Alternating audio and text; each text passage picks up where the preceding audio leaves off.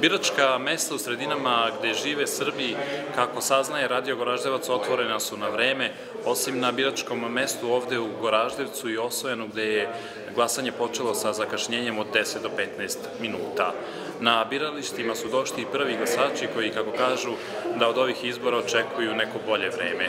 U opštini Peć stanovnici Goraždevca danas glasaju u osnovnoj školi Janko Jovićević, dok će povratnici iz ostalih sela u ovoj opštini glasati na biralištima u gradu i susednim albanskim selima.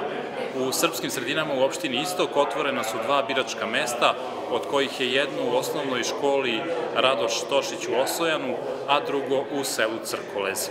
Povratnici iz opštine Klina glasaće na nekoliko biračkih mesta u gradu, ali i u selima Vidanje, Biča, Drenovac i Grebnik. Srbi iz Orahovca glasaju u prostorijama osnovne škole Vuk Karadžić, a stanovnici Velike Hoče svoje pravo da biraju imaju u osnovnoj školi Svetozar Marković.